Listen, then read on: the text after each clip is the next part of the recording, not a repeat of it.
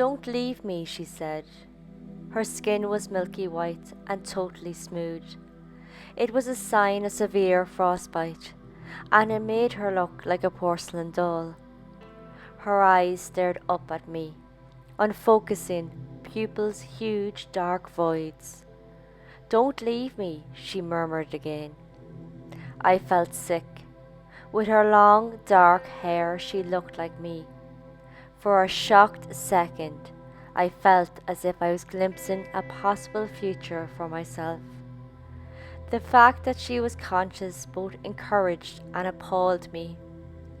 It might be possible to save her, or we might yet have to leave her. "I need to fetch the rest of my team," I said to her. "We have several people here.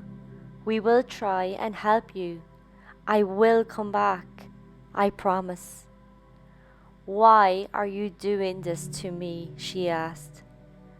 Extract from Just for the Love of It by Cathy O'Dowd.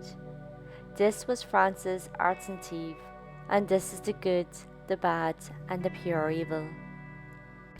Born Frances Yarbrough, January 18, 1958 in Hawaii. Very little is known about her life.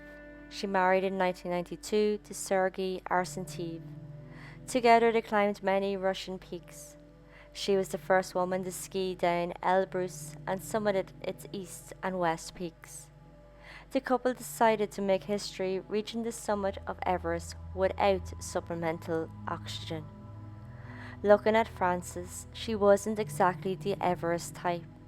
She wasn't a professional climber and not really an obsessive adventurer, but the couple wanted to try.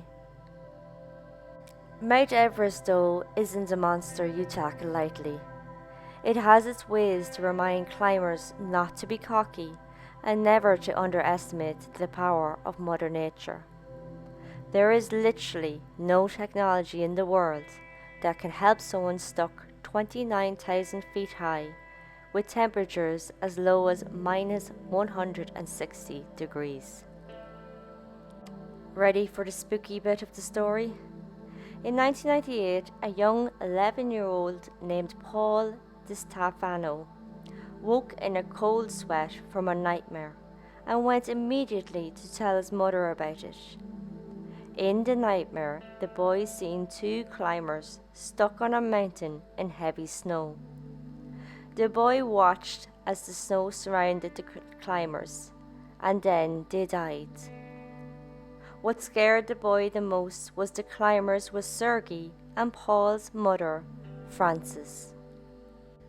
Even more spine-chilling, the nightmare happened the night before the Mount Everest climb. Paul begged his mother Frances not to go. She reassured him as best she could and told him she had to do this. Like I said, Frances was not a professional climber, but Sergei, he had a lot of climbing experience, even being called the Snow Leopard. The pair did indeed make it to the summit of Everest without any supplement oxygen, making Frances the first woman from the US to do so. So climbing Mount Everest takes around 19 days to make it to base camp. Base camp to summit takes about 40 days, and then the summit down is about 30 to 40 days. So all in, it could take about 90 days or 3 months. The couple had reached the summit pretty much issue-free. It was the coming down or descent when issues came up. What exactly happened isn't fully known, but a couple who were climbing to the summit would tell reporters what they saw. This couple was Ian Woodall and Cathy O'Dowd. While climbing, they came across Frances in her purple jacket.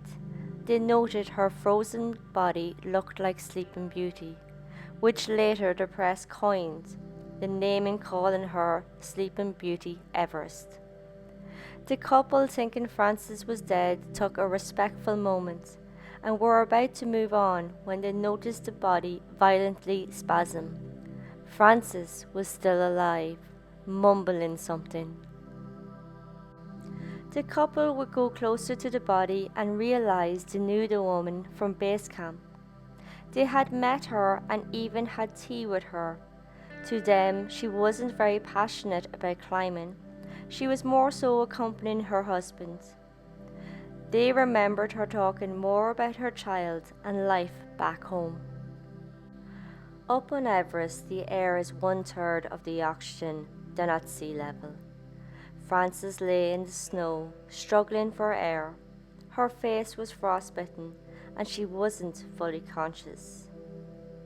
Like an SOS on repeat, Frances would repeat the same sentence, stuck on a loop. "Don't leave me. Why are you doing this to me? And I am an American." She'd say these phrases over and over. Her face and skin had turned snow white. She looked like a wax figure preserved in the snow forever. The couple would remark she looked like Sleeping Beauty. Later, when other climbers came across her and took photos, the press seized the name, calling her Sleeping Beauty Everest for eye-catching headlines. As to the cause of her death, hypothermia was a definite cause, but it is also believed Frances took a fall, resulting in a brain injury like cerebral edema. Woodall and O'Dowd couldn't save her or try take her the thousands of feet down to base camp. If they did, a fate like Frances was highly likely to happen to them. It would have been almost impossible to make it with her to base camp, and she probably wouldn't have survived the long journey. Sergei, Frances' husband, had lost her during the descent. Sergei got to camp but couldn't find Frances. He was advised to wait, allow her to come to camp rather than him going back up. So he waited for hours, and when he couldn't wait anymore, he went out to look for Frances. A whole day he looked, but sadly he died too on the mountain. A year later, Sergei was found. He appeared to have fallen like Frances and died of hemorrhaging.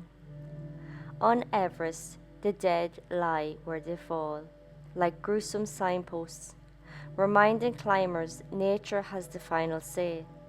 No matter how skilled, excited, whether you climbed it before, doesn't matter. Nature decides on the day, the hour, even the minute, if you conquer Everest or not. Haunted by leaving Frances and then for years having to see climber photos of the woman he abandoned, Woodall gathered a team to go back and give Frances a dignified burial. 2007, Woodall and a team climbed and found the Sleeping Beauty of Everest. They wrapped her in the American flag and moved her off the passage, so climbers couldn't find her and couldn't take photos of her anymore. The tale of Sleeping Beauty Everest is famous amongst the climbers, but more for cautionary reasons. Stories are not always motivational or inspirational. Sometimes they are more to warn, and that's what Francys Arsentiev's tale is. Her story tells of achieving your goals, but also the dangers that await them when scaling down Everest. As to why she died, it will never be 100% known. High altitude, oxygen deprived, exhaustion and injuries all were reasons. If she was at lower elevation, experts claim she may have survived without supplement oxygen. The story circulates amongst high altitude climbers to remind them not to begin their journey without supplement oxygen. Since 1998, the story of Frances hasn't been forgotten and made climbers even more aware of what they are signing up for when tackling Mount Everest without oxygen. The tale and those who still lie upon Everest show others that even the most experienced can make mistakes. The tale warns to not make decisions quickly and to learn from those who have successfully and unsuccessfully tackled Mount Everest. And that is the tale of Francys Arsentiev, the Sleeping Beauty of Everest. Like and subscribe on my YouTube and podcast, and join me next time for the story of Bobby Dunbar, a boy who vanished in 1912 and reappeared, but this led to a custody battle, a possible wrongful conviction, and an incredible DNA test 90 years later. Until then, this was the good, the bad, and the pure evil.